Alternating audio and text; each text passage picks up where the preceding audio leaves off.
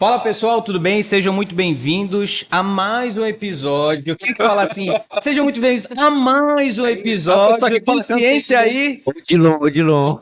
e Performance Podcast. Eu estou aqui com o meu amigo Dilon Abraim, Ai, professor Moisés Silva, hoje nos bastidores. aqui, tô aqui atrás hoje. Vocês não sabem o favor que ele está fazendo em não aparecer. Porque é muita beleza para uma pessoa só.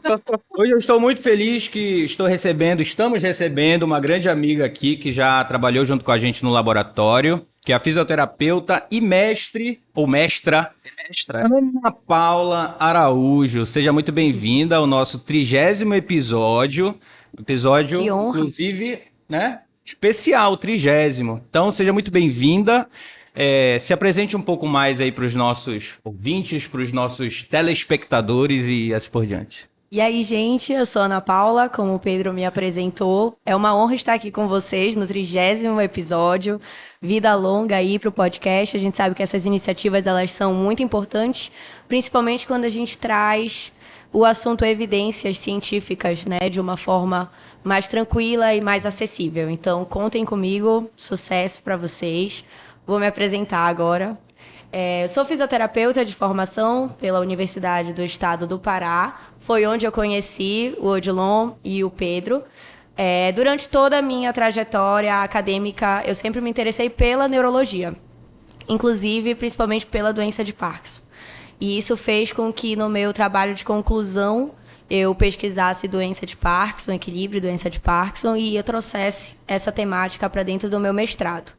Então, eu fiz mestrado em ciência do movimento humano, pesquisando doença de Parkinson e neuromodulação, que na fisioterapia é algo novo ali, que está também bombando, que a gente pode discutir depois. E também tenho uma pós-graduação em transtorno do espectro autista, que também na neurologia tem meu coração ali junto com a doença de Parkinson. Eu gosto muito de estudar autismo.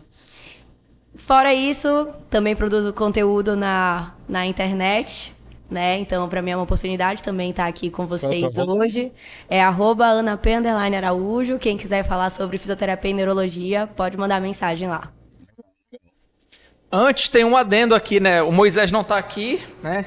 Mas o Moisés tá falando, ele é tá o falando. nosso, né, divulgador científico, nosso design. Ele é, né?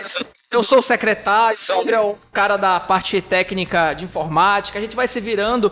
Mas qual é o recado, Moisés? Vocês precisam curtir, compartilhar e comentar, porque isso nos ajuda a ampliar o máximo possível a nossa divulgação, nosso conteúdo, tanto no YouTube quanto no Spotify, porque esses dois conteúdos estão indo para lá com muita qualidade. E outra, agradecer a Estácio Belém, que está conosco nessa parceria, divulgação científica e conteúdo de muita qualidade. Show, recado dado. Ana Paula, a nossa conversa aqui, o nosso bate-papo, geralmente ele é conduzido baseado em algumas perguntas que a gente cria, tá? Sim. E no final, eu posso falar o que vai ter no final logo? Pode falar. Vai ter o nosso quadro Aplicações Práticas. Então a gente vai conversar e tudo mais.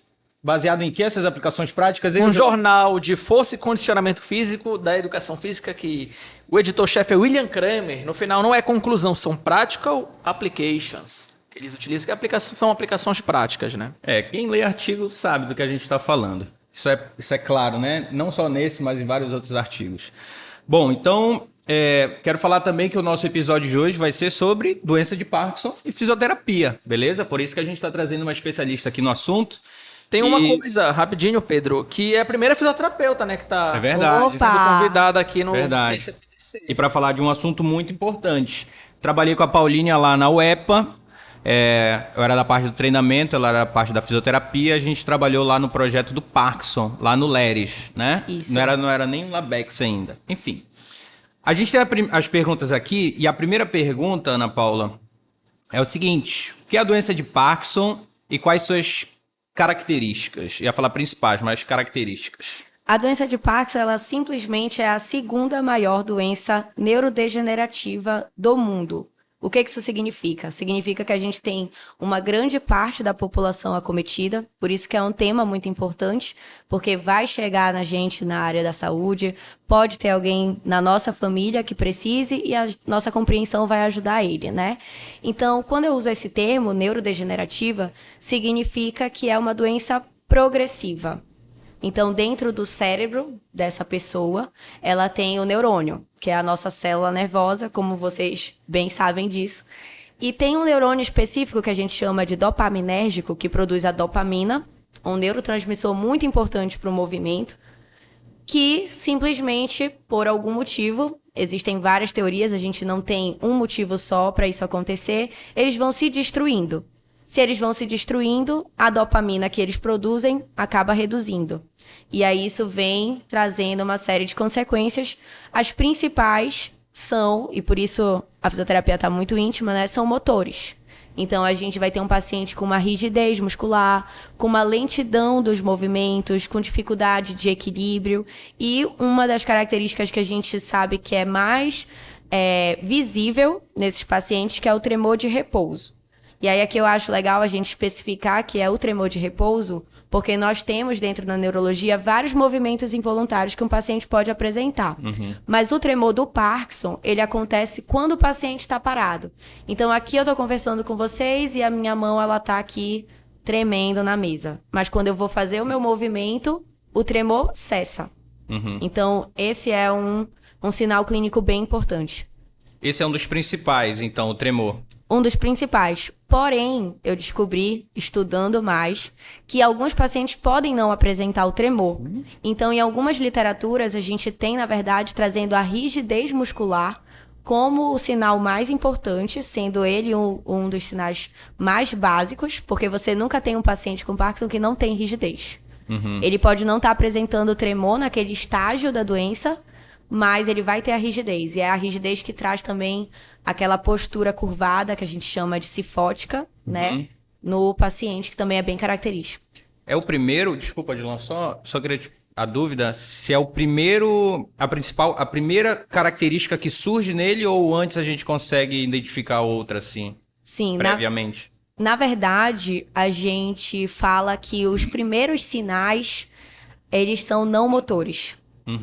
Então, o que acontece? A dopamina, ela não participa só da via motora, como a gente estuda na maior parte do tempo, né? A doença de Parkinson ela ficou bem famosa por causa disso, associando a dopamina com os sinais motores. Mas ela participa do processo de memória, do processo de aprendizado, das alterações de humor. Então, existem estudos que mostram que quando a gente tem a apresentação dos sinais motores, o paciente já perdeu 60% de neurônio dopaminérgico.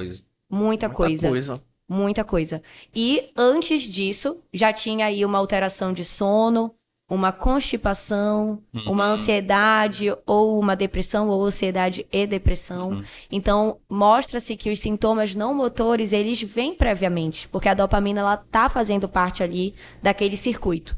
Mas, a gente geralmente presta atenção nos sintomas motores porque é visível. A gente tem essa dificuldade com a saúde mental, né? Acho que é importante a gente falar sobre.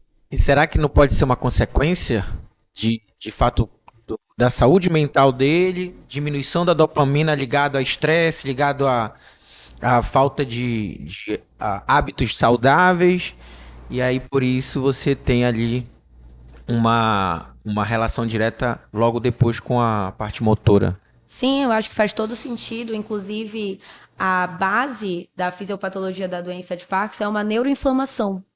Então, muitas coisas na nossa vida podem nos inflamar, né? Então, eu acho que tudo, sim, pode estar relacionado. E eu acho que o legal dessa fala, da gente destacar, é que a ansiedade e depressão, muita gente acha que ela vem pós o diagnóstico.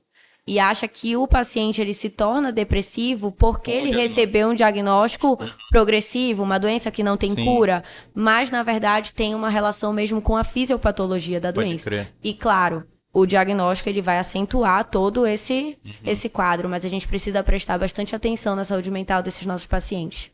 Quer complementar alguma coisa, Dilon? A questão do que a doença de Parkinson não tem uma causa definida, ela é multifatorial, ninguém descobriu até hoje, né? E uma das características aí, como a Ana Paula comentou muito bem, é o tremor, que é o mais perceptível, o tremor em repouso, mas o paciente vai ter instabilidade postural, redução de velocidade de marcha, problemas aí psicossomáticos, ansiedade, depressão. E a minha principal dúvida, eu acho que a dúvida de muita gente, como é que é feito esse diagnóstico, né, da doença de Parkinson? É um neurologista? Tem que ser um neurologista ou pode ser o clínico geral? Como é que ele vai observar as características? O médico, ele pode dar diagnóstico. Porém, o que acontece? Na doença de Parkinson, ela não tem um exame de imagem, como, por exemplo, quebrei a perna, vou fazer um raio-x, estou vendo ali a fratura. Eu tenho uma doença de Alzheimer, que é a primeira doença neurodegenerativa que mais acomete a população. Você faz uma tomografia, uma ressonância, você consegue ver ali a diminuição do volume do encéfalo, você consegue ver vários sinais que corroboram com o teu diagnóstico. Na doença de Parkinson, a gente não tem isso. E a gente também não tem o que em outras doenças facilita, que se chama biomarcador, que acho que vocês sabem explicar sobre isso melhor até do que eu. Nós não temos na doença de Parkinson ainda um biomarcador. Então, por causa disso, a gente diz que é um diagnóstico apenas clínico.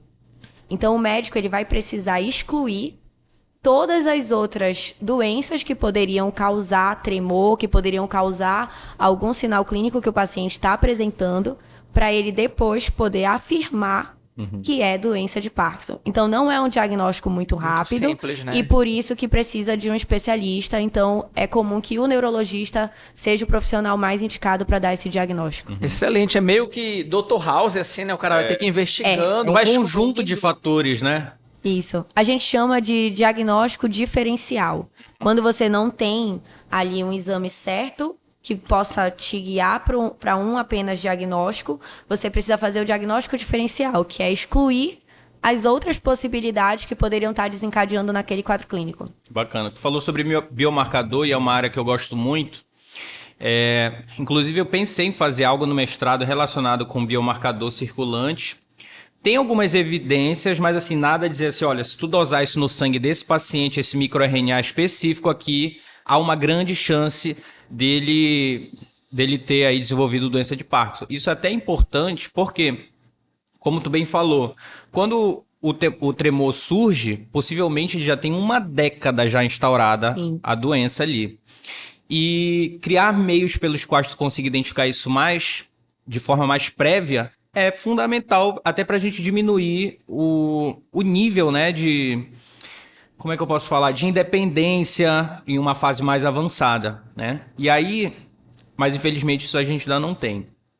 E a gente acaba utilizando outras estratégias que vão ajudar essa pessoa a ter uma qualidade de vida maior, uma independência, enfim. E aí eu queria saber de ti como é que a fisioterapia consegue auxiliar nesse processo. Porque, por exemplo, quando a gente estava lá no laboratório, eu estava na parte do treinamento.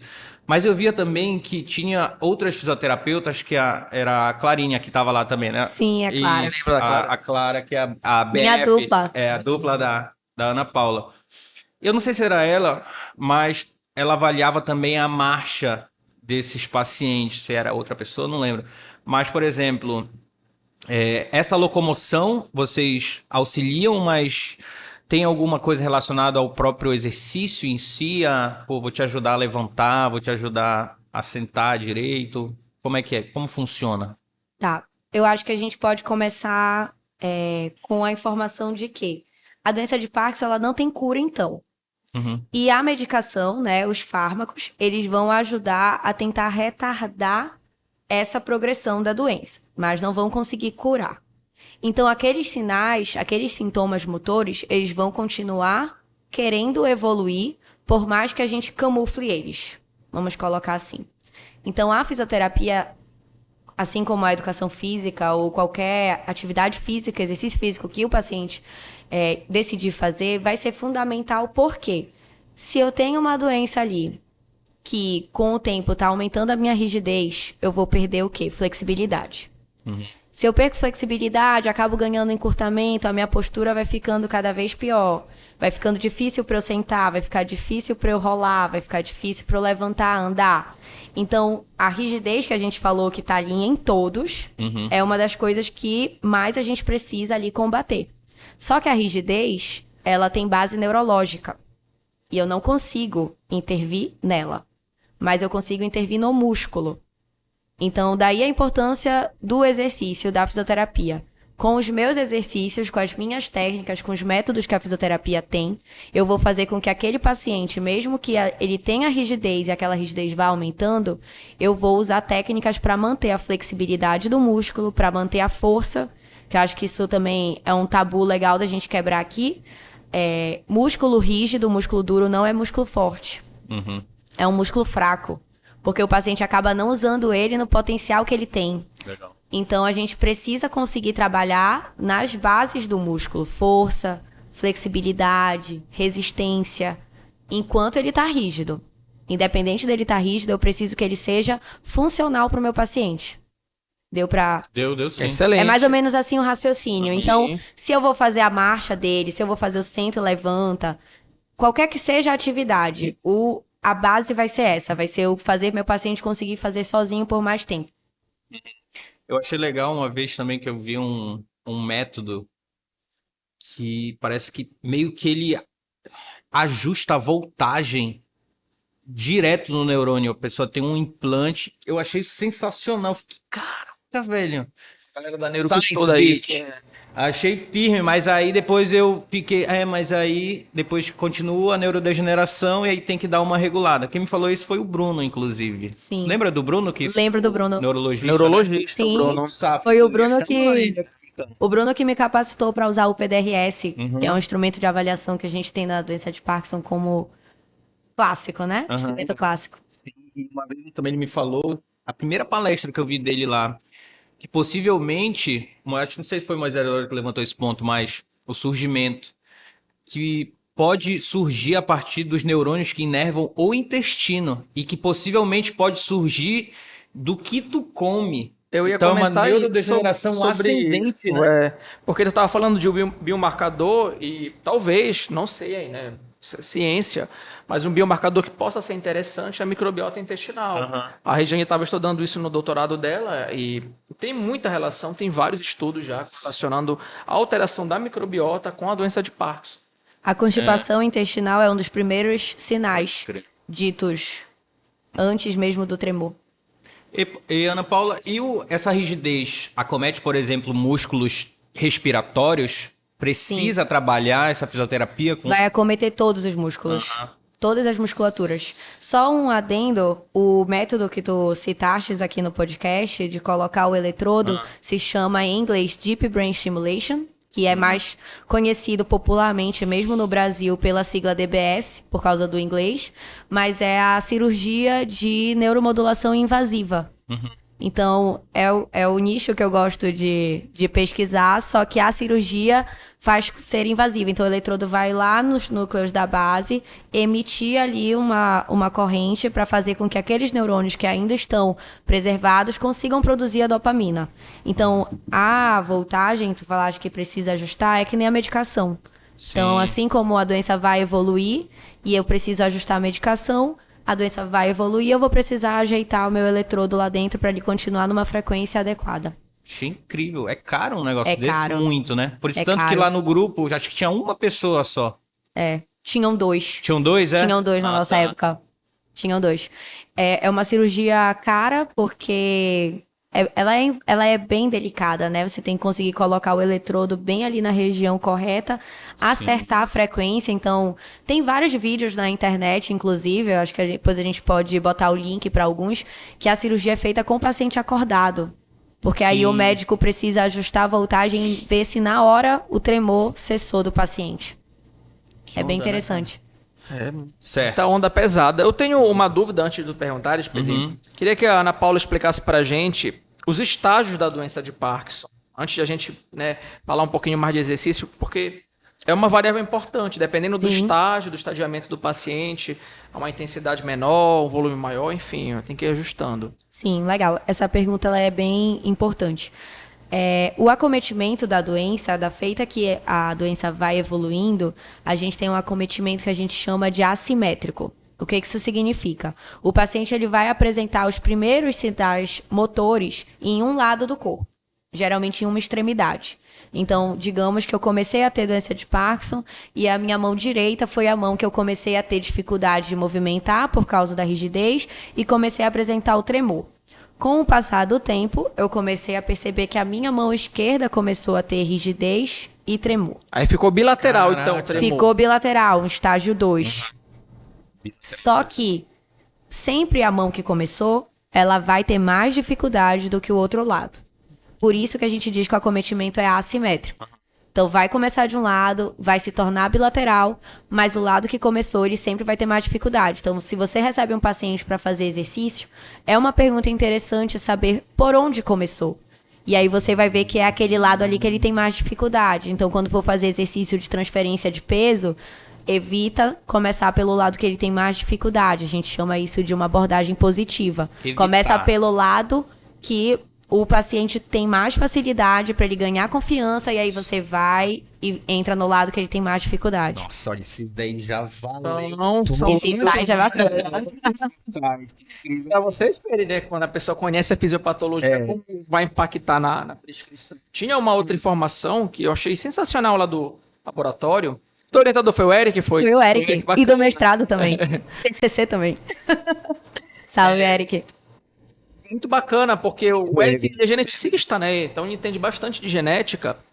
E ele me falou uma seguinte informação, Odilon. Eu perguntei por que os pacientes não treinam pela manhã, Eric? Porque pela tarde, esse horário de almoço é complicado, os caras vêm no sol quente, alguns chegavam lá sem ajuda, sem acompanhante, o cara caía no chão, uma confusão às vezes, né? Mas é a questão do paciente que mora sozinho mesmo. Ele falou, Odilon, não dá pra gente treinar pela manhã, nós já tentamos, o paciente ele acorda muito rígido. Então ele não tem um bom desenvolvimento com o exercício. Então ele tem que tomar o medicamento, que a gente chama, né, de momento on, e depois de um certo tempo desse medicamento que ele vai praticar o exercício. Por isso que eles treinavam pelo horário da tarde. Então eu queria que tu comentasse também sobre isso. Legal. Pra tu veres que até o medicamento ele pode impactar na arte da prescrição. Isso. A medicação mais utilizada se chama Prolopa ou Levodopa. E essa medicação a gente avalia, principalmente quando a gente faz pesquisa, que é o que o Eric comentou contigo, o momento on e o momento off do paciente. Então, o que é isso? O momento on é quando aquela medicação ela está circulando ali, está fazendo efeito, e aí o meu paciente vai ter, então, o melhor desempenho funcional dele. E quando a medicação não está acontecendo, não está tendo efeito, ele vai ter a acentuação de todas as dificuldades motoras dele. Então, é o momento off. Então, o que a gente percebeu? A gente precisava padronizar o horário que os pacientes treinavam com a medicação, porque isso ia influenciar. Ele não ia conseguir fazer o exercício ou ele ia conseguir fazer o exercício. Então, o que a gente padronizou, né, quando a gente vai pesquisar e quando a gente vai atender e avaliar paciente com Parkinson? A avaliação, ela é interessante no momento off, porque eu vou ver as reais dificuldades do meu paciente. Mas quando eu vou treinar ele, eu preciso que ele esteja com um bom desempenho para ele conseguir se adaptar nos exercícios. Então, nesse momento on. Então, uma outra pergunta também que a gente sempre tem que se fazer para esse paciente é o horário da medicação, porque geralmente de 30 a 1 hora após a ingesta da medicação, ele vai ter a melhor performance. Outra dica de milhões, né? Essa é dica de milhões. Já foram também, duas, cara. hein? Ótimo. Tem mais a terceira para fazer para ela? Por enquanto? Não. Eu queria falar um pouco também de uma outra dificuldade que acomete os pacientes com Parkinson. Que lá também no período do projeto era muito marcante para mim. Que inclusive o Thiago, eu acho que era o que coordenava, o Thiago de Castanhal, que era a parte da depressão. Sim. Cara, eu percebo que isso é uma coisa, eu fico até arrepiado de falar, porque eles enfrentam uma barra, né? Desde quando, né? Tá arrepiado, E verdade. desde quando eles têm o diagnóstico, parece que piora mais ainda. E eu via muita gente chorar quando ia fazer o O questionário. Cara, lá vem o Thiago. Aí, que foi? Não, vou pegar um copo de água aqui pra senhorinha lá e tal. Assim. E aí eu queria saber como é que a gente consegue... Como é que a fisioterapia consegue ajudar também nesse processo, né? Tem acompanhamento que tu faz, tu consegue mostrar, olha, a gente está evoluindo nisso, é importante falar sobre evolução. Como é que tu enfrenta esse problema? Tá, uma pergunta muito, muito importante. Eu acho que primeiro a gente tem que entender que existem especialistas na área, né? Então existe um profissional mais indicado para isso, que é o psicólogo. Então, como fisioterapeuta, como profissional da área da saúde, o meu primeiro passo é reconhecer a demanda, ver que aquele paciente ele precisa do acompanhamento por sinais depressivos ou sinais de ansiedade e fazer o encaminhamento. Ele precisa ter aquele suporte profissional. Depois disso, eu posso citar para vocês que vocês também sabem sobre isso, que o exercício físico ele vai influenciar, sendo paciente com doença de Parkinson ou sendo nós vamos ter benefícios para a nossa saúde mental com a prática do exercício físico, com a liberação da endorfina, a motivação. Então, tudo isso está relacionado. Então, eu não consigo diretamente, como fisioterapeuta, atuar na depressão. Mas com o meu exercício físico, eu tenho como consequência uma melhora da autoestima do paciente e da própria liberação de neurotransmissores que vai ajudar a amenizar essa situação. E eu acho que é muito interessante na neurologia, a gente fala muito sobre a motivação para o aprendizado. Então, você dá o reforço, falar, olha, você estava assim, agora você está assim, que tu acabaste de comentar, né? Você dá esse feedback, ele é muito importante. E a gente tem várias formas de dar esse feedback. Eu posso falar, eu posso mostrar. Então, hoje, no mundo tecnológico que a gente vive, todos os meus pacientes assistem eles fazendo exercício. Eles conseguem visualizar também a melhora deles. Então, a gente comenta juntos. Olha, aqui o teu braço estava assim, aqui estava tremendo. Olha como aqui melhorou, aqui tu já te posicionou, aqui corrigiu. Aqui, aí eu ainda comento assim no vídeo, né? Olha, aqui eu nem precisei falar nada, você mesmo se corrigiu. Então, esse feedback, esse incentivo, ele vai ser importante. E nós somos um profissional que vai estar ali diariamente com ele. Sim. Né? Meus pacientes com doença de Parkinson, eu atendo 3 vezes, 4 vezes por semana. Então, a gente está ali num acompanhamento realmente muito frequente. E nos outros dias que tu não vai também, tu geralmente conversa? Sim, geralmente eles fazem outra atividade física. Eu peço que eles não fiquem sem fazer nada, então eles recebem orientação para isso. E também eu acho que é legal a gente falar que, apesar de eu atender um volume muito grande, eu incentivo também a troca, justamente por causa da motivação. Então, alguns pacientes, eles criam uma dependência emocional do fisioterapeuta, porque a gente está ali muito, né, no cotidiano, a gente vê a família. Eu atendo em casa. Então, toma aquele café depois, como é aquele bolo. Eu conheço todo mundo, conheço a avó, a neta, brinco ali com todo mundo. Isso. Então, Sim. tem aquele paciente que não vai se dar bem se você se afastar.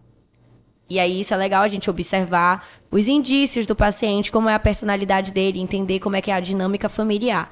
Mas aqueles que eu vejo que podem, eu tento soltar um pouco. Porque vai ser um paciente que vai fazer fisioterapia por muito tempo. Então, quando eu vejo que tá muito bem, conquistou confiança, tá se sentindo seguro, bora pra uma academia? Bora fazer um pilates? Que tal uma piscina? Troca um pouco a atividade, isso gera uma motivação, isso é importante pro corpo também não se acostumar, né? Legal. É porque também... Pode falar, Moisés. Não, é porque o exercício físico, ele ajuda a liberar dopamina, né? Se tu for analisar, às vezes de 30% a 40% em uma semana. E em Parkinson, você tem essa diminuição de produção de dopamina. Existe essa mudança, mesmo com a pessoa em Parkinson, ela consegue liberar dopamina, não sei se tu já leste algo nesse sentido, liberar dopamina mesmo com essa deficiência ou não? Sim, consegue, o exercício consegue.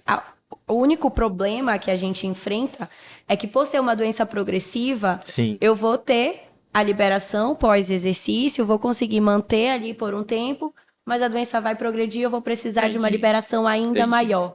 Então, acaba que a gente sempre dá ali um passo, mas aí Sim, a vem a degeneração vai fisiopatologia e dá acontecendo. mais um passo.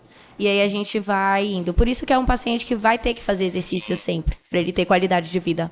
Uma coisa nesse sentido também, Moisés, é que lá no laboratório antes era só treinamento resistido, só musculação, só musculação. Quando eu entrei lá,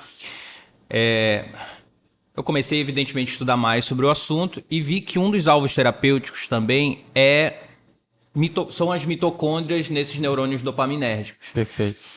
E um dos principais treinamentos para a gente melhorar essa adaptação mitocondrial é o treino cardio. E aí eu fiz a seguinte pergunta: se além da musculação a gente adicionar um treinamento cardio, Sugeriu como é que combinado, essas foi. pessoas- Pô, que bacana, Sugeriu cara. combinado. E aí eles começavam a fazer antes.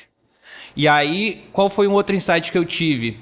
Vamos utilizar protocolos mais longos, porque ficou uma discussão. Vamos utilizar 30 segundos ao out ou vamos utilizar o do Islof, que é o Aerobic Interval Trainer, 3x2 ou 4x3? Aí eu falei, olha, vamos utilizar o longo, porque ele tem uma característica também que ele demora para fazer um Sim. exercício, né? Qual é o nome Sim. dessa característica? Ele tem uma lentidão que se chama bradicinesia, Bradicinesia, seria né? o termo mais técnico, e acho que é legal a gente falar que ela está mais presente no início do movimento, na troca de direção ou para finalizar o movimento. Então, sim, eu acho mais interessante, eu concordo com o teu insight de fazer um exercício mais prolongado, porque você vai desconsiderar a dificuldade inicial e final e ele vai ter uma performance melhor durante. Sim, e era muito. Eles responderam muito bem. E uma outra coisa que eu também visualizava muito nessa questão da depressão, e tu comentou um pouco quando tu fala, tem um envolvimento com a família e tudo mais, o fato deles estarem treinando com outras pessoas que tinham também doença de Parkinson, meio que dava um sentimento de, pô, tô numa comunidade aqui que tá todo mundo enfrentando o mesmo Isso é um problema. gatilho importante, né, cara? Comunidade. Exato. E essa questão também, às vezes, de achar que não, pô, a pessoa vai lá, faz na casa dela e fica lá na casa dela. Isso, de algum modo, também pode interferir na evolução dela? Eu Ou acho que não? depende. Depende. Acho que a resposta é depende. Porque você vai ter aquela pessoa Tá que... bem velhinha, assim, né? Bem debilitada. Não, e mesmo às vezes já com uma idade muito avançada, tem a pessoa que gosta de sair.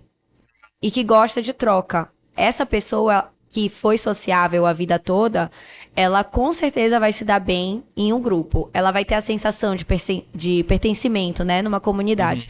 Mas vai ter aquela pessoa que talvez ainda esteja com dificuldade para aceitar o diagnóstico, né?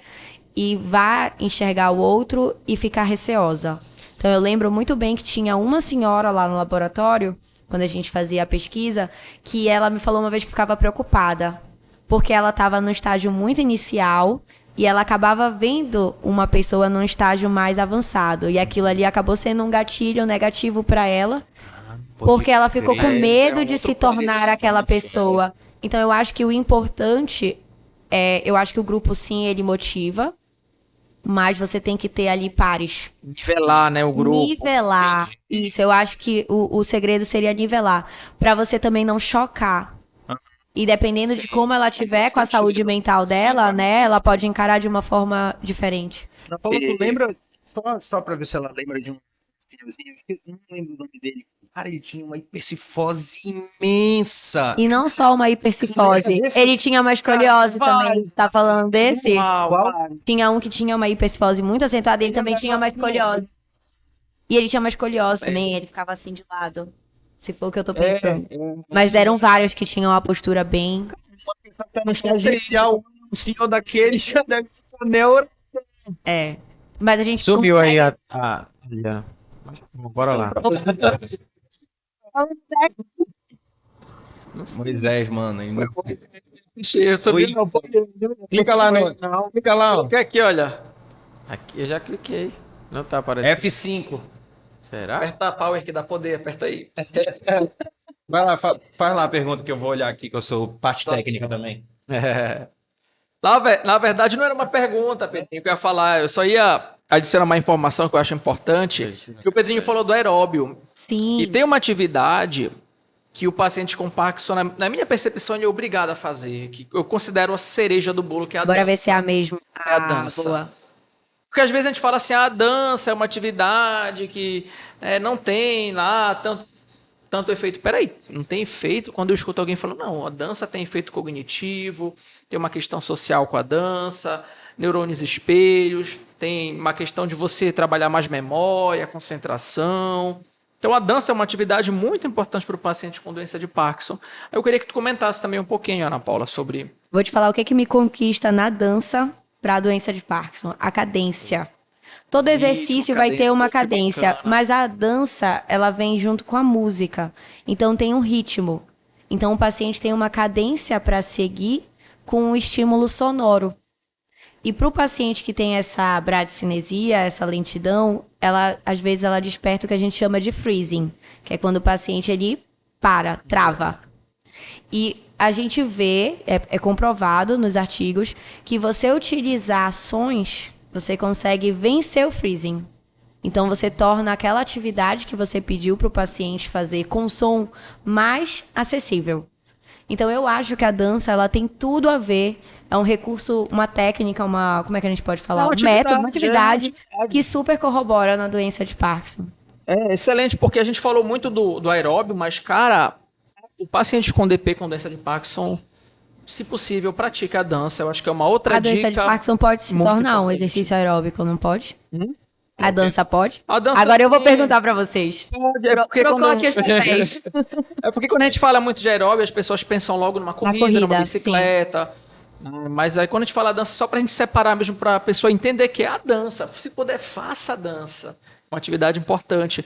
E o outro ponto, a gente está falando muito também, né, de dopamina, mas um aspecto importante é a neuroinflamação. Sim. Quando a pessoa pratica o exercício, tem substâncias ali que atravessam a barreira hematoencefálica e reduzem a neuroinflamação. Eu queria também que tu falasse um pouquinho sobre a importância disso, do exercício, da intervenção do fisioterapeuta nesse quesito de neuroinflamação. Eu acho que, no caso, a gente não vai ter uma diferença. Tanto fisioterapia, a gente vai estar falando de exercício sim, físico, de exercício. né? Isso. Como você falou, a gente consegue reduzir a neuroinflamação, a gente chama de neuroproteção, né? O exercício físico, ele vai ter uma característica neuroprotetora. Então, ele vai liberar neurotransmissores, substâncias que vão ajudar a reduzir, a controlar aquela inflamação.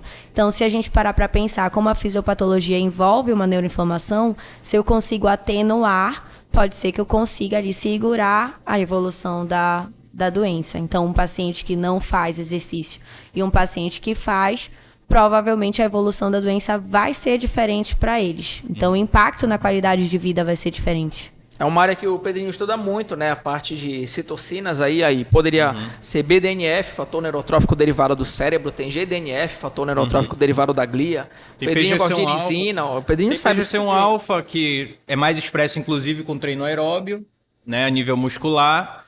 E também a PGC1 alfa, ela impede a conversão, agora eu não sei se é de ácido quinurênico em quinurenina ou o inverso, que ele impede a barreira. Tem essa via, sim, tem essa via, eu lembrei, sim. Inclusive, ele é é uma via pela qual a gente consegue reduzir sintomas de depressão. Olha aí. É uma via. Foi a discussão do artigo do Ruas. do Thiago. Do Thiago também é. Porque vocês falaram de Karolinska, vocês né? falaram do Thiago, mas eu não sei se vocês já leram o artigo do Thiago, mas o artigo do Thiago é sensacional. Eu usava ele, a introdução para os alunos, para ensinar os alunos a escrever uma introdução. Legal. Show. Se puderem, leiam, porque olha a correlação que eles fizeram. Um grupo, foi um estudo RCT, né, randomizado controlado. Um grupo fez musculação, o outro não, grupo controle. O grupo que fez musculação, ele conseguiu melhorar a funcionalidade e reduzir sintomas depressivos. Então, olha o impacto do exercício. Melhora a funcionalidade, reduz sintomas depressivos. Então, foi um resultado extraordinário, tanto é que ele publicou numa revista de ponta, que é a revista escandinava de medicina do esporte. Perfeito, merecido. O estudo dele foi muito bacana. Muito bom. Legal. Agora a gente vai entrar na parte das aplicações práticas. Infelizmente estamos chegando no final. Porque só faltou o Moisés aqui do nosso lado para dar aquele abraço. Mas eu errei várias vezes você, aqui, bebê. Moisés, eles implicam contigo, mas eles queriam que tu estivesse aqui do lado. Eu só errei algumas vezes a câmera aqui, mas sacaneando foi difícil. E aí, eu gostaria que você falasse 3 aplicações práticas. Pode falar mais se quiser, mas assim, 3 aplicações práticas que as pessoas que têm alguém na família, né, com doença de Parkinson, ou as pessoas mesmo que estão acompanhando a gente nunca sabe, podem modular na sua vida para ter uma qualidade maior e uma independência. Tu dizes, então, para eu dar 3 insights para eles ajudarem a pessoa que tem, é isso? Perfeito. 3 aplicações Se de... puder aplicar hoje. Isso. Tá. Primeiro, eu acho que fica até como resumo da nossa conversa, prestar atenção na saúde mental, né? dar aquele suporte, dar um encaminhamento. Às vezes a pessoa pode não aceitar de primeira, mas você saber que você deve prestar atenção nesses sinais também, e não só nos sinais motores. Então, eu acho que esse seria o primeiro cuidado e que você já pode começar agora com seu familiar. O 2, eu acredito que seja, eu diria, não faça por ele.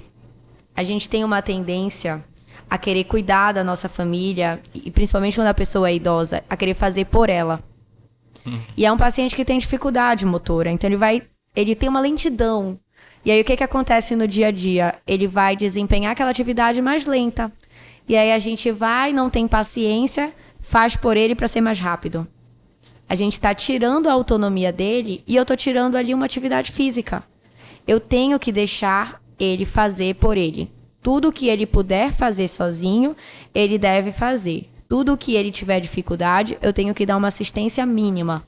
Eu não devo fazer por ele. Então, é muito comum, às vezes, o paciente chegar para fazer fisioterapia e aí ele demora para tirar o sapato. Eu gosto muito de treinar descalça. E aí, o familiar vai lá, o cuidador vai lá, tira logo o sapato. Eu digo, opa, deixa ele tirar, a gente espera, não tem problema. Então, eu acho que isso é uma atividade que a gente pode aplicar em qualquer parte do dia a dia. Então, deixe eles fazerem por eles tudo o que eles puderem fazer, porque senão você está tirando ali potencial. E eu acho que o terceiro seria evitar quedas. Isso é, quando a gente fala sobre evitar quedas, poderia ser um podcast inteiro. Pode ser isso que eu ia te Poderia falar. ser um podcast inteiro. Mas pensando na aplicação e no impacto diário que esse paciente pode ter, avaliar o ambiente. Então, prestar atenção se não tem nada ali que possa fazer o seu familiar cair mais facilmente, né? Então, um tapete solto, uma lajota escorregadia. Gente, prestem atenção no sapato que os avós de vocês usam. Minha avó caiu, aí eu fui lá socorrer ela. Quando eu vi, ela estava usando uma Havaiana, que era brinde de formatura. Já não tinha mais nem desenho, já estava totalmente gasta, lisa demais. Escorregou. E aí eu não moro com ela, não olhei o sapato dela. Então, principalmente quem tiver com o seu familiar dentro de casa, preste atenção no sapato. O sapato é uma coisa assim que passa despercebido, mas que tem um alto risco de queda se for usado inadequado. Legal. Esse ponto do poder de decisão foi, inclusive, uma das coisas que tu falou no podcast sobre envelhecimento com a gente. Legal. Que está diretamente associado com a saúde do idoso. Aí depois de um tempo eu vi tu fazendo uma publicação, eu até depois repostei lá, acho que comentei sobre o poder de decisão, que era muito importante. Foi no Natal. Foi uma postagem do Natal. Exato. E aí tu falou de um estudo, algo assim, tu chegou a... Parece que o idoso que... Os idosos no asilo, aqueles idosos que não tinham a percepção, né, de eu sou independente, eu tenho autonomia, eles morriam muito mais, uma diferença de quase 50%. Muito Então alta eles chegaram no asilo e falaram assim, olha, vocês vão cuidar do gato, vocês vão escolher a roupa, vocês vão escolher o filme. O outro grupo não escolhia nada. O grupo que não escolhia nada simplesmente começou a ter mais incapacidade, mais mortalidade. Foram um follow-up de 2 a 3 anos, agora eu não lembro de cabeça o dado, mas foi mais ou menos isso. Incrível, se puder me mandar, quero ler. Sim, é um estudo clássico, é um estudo bem antigo, assim, inclusive eu vi num livro não foi nem da área da saúde, foi um livro de coach que eu estava lendo, que ele colocou lá esse dado, entendeu? Aí eu falei, é sensacional, eu vou ter que ler esse artigo. A gente foi feito para ter autonomia, né? Quando você perde sua autonomia, você perde praticamente o sentido. Então, eu acho que é muito importante a gente prestar atenção nisso. E tem um ponto que tu falaste de queda, que pode ser um podcast, né? Seria excelente mesmo. Que é uma das principais causas de incapacidade e mortalidade do idoso. Isso. Ou ele se torna incapaz, o cara fica lá debilitado, acamado, aí perde massa muscular, entra num ciclo, resistência insulínica, síndrome de fragilidade, o cara fica detonado, ou o cara morre depois de um tempo. É isso, queda. Essa dificuldade de mudar a direção que tu falou é o que pode provocar muito a queda? Tipo, eu vou pegar alguma coisa aqui e vou voltar a fazer o que eu estava fazendo.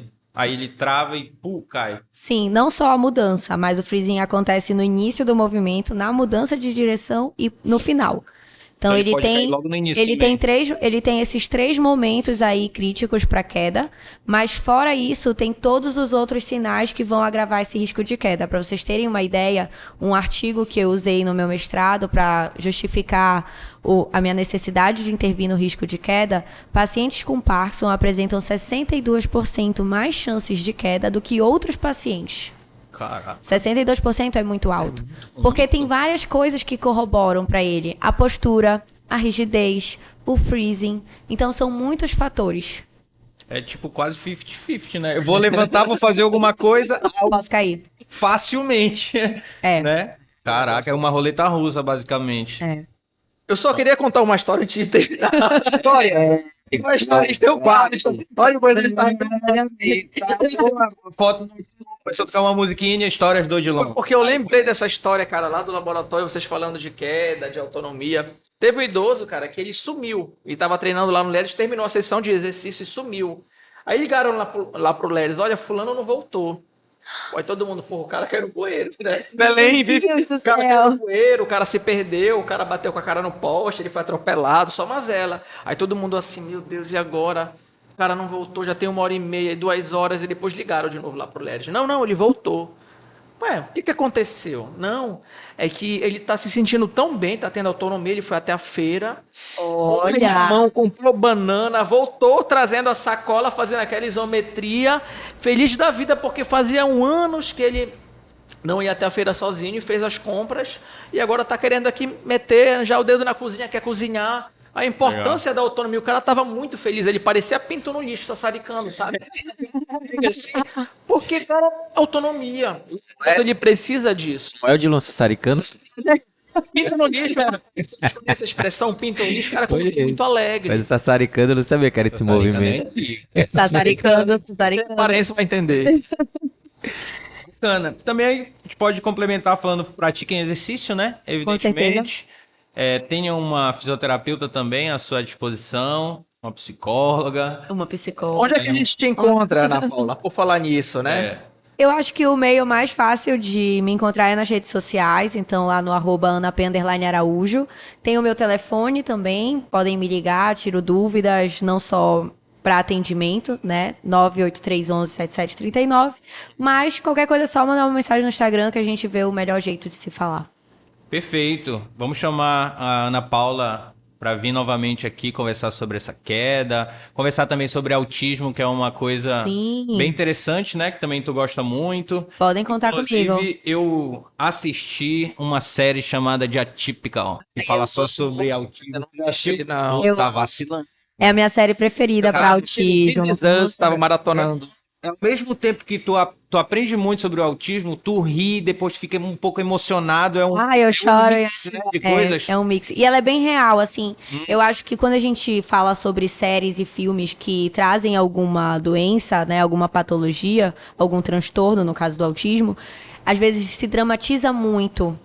E acaba ficando muito caricato. E isso me incomoda um pouco.